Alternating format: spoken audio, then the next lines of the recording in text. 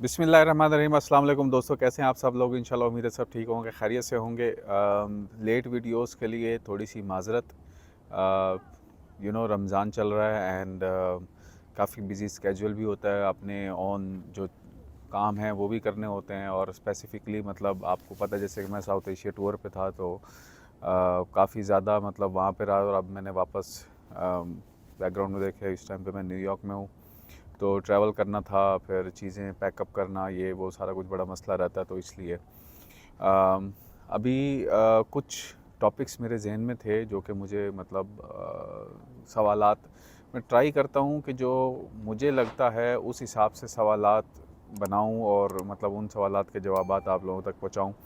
लेकिन in case अगर आप लोगों को कोई सवालात हैं डायरेक्टली, तो आप लोग मुझसे बताया करें, क्योंकि मुझे नहीं आइडिया कि किसी को क्या इशू आ रहा है, क्या प्रॉब्लम चल रहा है।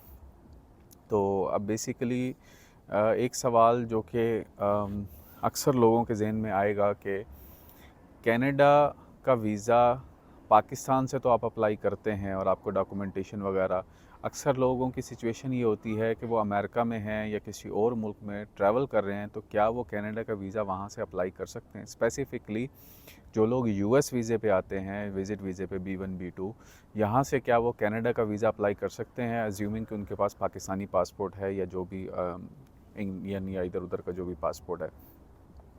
तो सबसे पहले तो अगर सिंपल स्ट्रेट फॉरवर्ड अल्फाज में मैं कहूँ तो यस, आप बिल्कुल अप्लाई कर सकते हैं।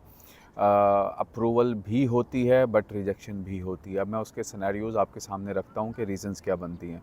सबसे पहली बात तो ये कि जो मेन जो चीज़ है ना कि अप्रूवल, कनाडा का वीज़ा ऑनलाइन अप्लाई हो जाता है, ठीक है। ऑनलाइन उनके पोर्टल CIC पे जाके आपने जब वीज़ा अप्लाई कर दिया, सॉरी अगर बीच में जो है ना वो थोड़ा सा यहाँ पे हवा चल रही है बहुत तेज़, आप मेरे बाल भी देख सकते हो। और मैं अपने घर के सामने ही यहाँ जो है ना पार्क में आऊँ, पीछे मौसम बड़ा ज़बरदस्त ठंड है। आज अप्रैल की 6-7 तारीख है, लेकिन ठंड बहुत शदीद है, हवा चल रही है, जैकेट से अंदाज़ा हो रहा होगा। तो मैं ये बात कर रहा था कि आप अप्लाई कर सकते हो ऑनलाइन CIC के पोर्टल पे जाके।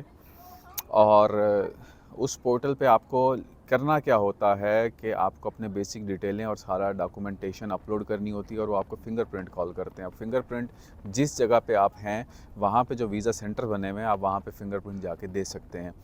उसके बाद अब होता क्या है कि जहाँ की आपकी परमानेंट रेजिडेंसी है या जहाँ के डॉक्यूमेंटेशन आपने एज अ बैकअप सोर्स दिए हैं, वो उस वीज़ा सेंटर पे भेज देते हैं। मैं आपको एग्जांपल देता हूँ। अगर मिसाल के तौर पे आपके पास पाकिस्तानी पासपोर्ट है और आपका सेटअप मलेशिया में है या चाइना में है, आपने वहाँ का दिखाया कि मेरे पास बिज़नेस वगैरह वहाँ का चल रहा है सारा कुछ, जाहिर सी बात है विज़िट वीज़े के लिए आपको कोई ना कोई जॉब या सोर्स ऑफ इनकम तो देना है ना बिज़नेस का। आप यहाँ अमेरिका में B1 B2 टेम्प्रेरी वीज़ा है, आप यहाँ पे नहीं दे सकते कि मैं यहाँ पे मुस्तकिल रह रहा हूँ।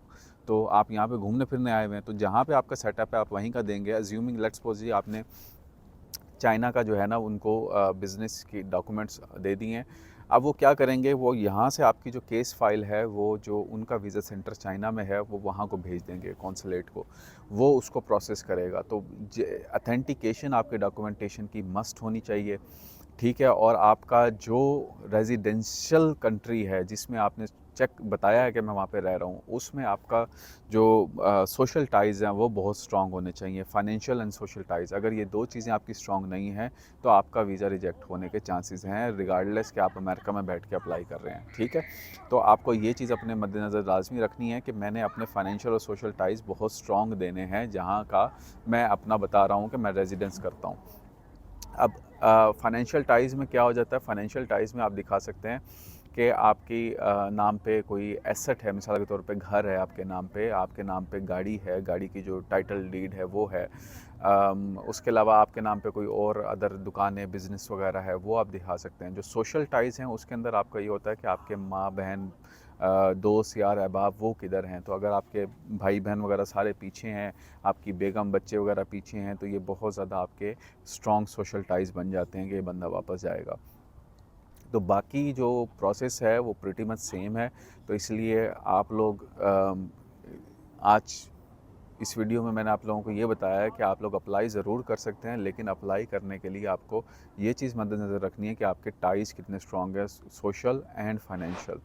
अक्सर सिचुएशंस के अंदर ये भी देखने में आया कि अगर आपकी हिस्ट्री में पहले वीज़ा मिला हुआ है, उसके बाद आप दोबारा अप्लाई करें तो आप बड़े ईज़ी हो जाते हैं कि वीज़ा हिस्ट्री है तो हो जाएगा। लेकिन मसला ये है कि हमारा जो अनफॉर्चुनेटली जो हमारा पासपोर्ट है, जो मुल्क के हालात चल रहे हैं, तो हम उस कैटेगरी में हमारी ट्रीटमेंट नहीं होती कि जहाँ पे वो हमें बड़े आसानी से वो कहें कि हाँ जी ठीक है आप जाएँ, घूम फिर के आ जाएँ।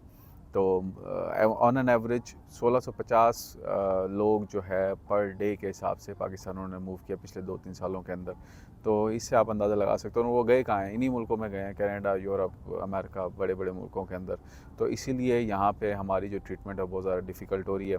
तो एहतियात करें, देखभाल के सही तरीके से अप्लाई करें। लेकिन एक चीज़ मैं आपको मोटिवेशन दे दूं कि अगर आपका वीज़ा रिजेक्ट हो गया तो इसका मतलब ये नहीं कि दोबारा नहीं लग सकता।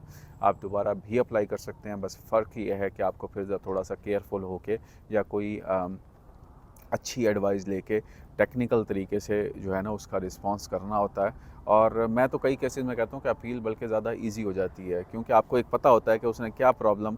अभी जब आप फर्स्ट टाइम अप्लाई करें ना, आपको सारे पॉइंट्स कवर करने हैं, सोशल, फाइनेंशियल, ब्ला ब्ला ब्ला, सारे पॉइंट्स। बट जब आप एक दफ़ा उसने अगर रिजेक्ट किया और आप अपील कर रहे हैं तो आपको सिर्फ वो पॉइंट टच करना है मेनली जो उसने जिस पर डाउट किया है। तो वो बड़े प्रिटी मच चांसेस हो जाते हैं कि आपका वीज़ा लग जाएगा। तो दुआओं में याद रखिएगा। अच्छी बात फैलाना सदका जारिया है। मिलते हैं अपनी अगली वीडियो में। अपने चैनल को सब्सक्राइब किया करें, शेयर लाइक ज़रूर करें। अल्लाह हाफ़िज़।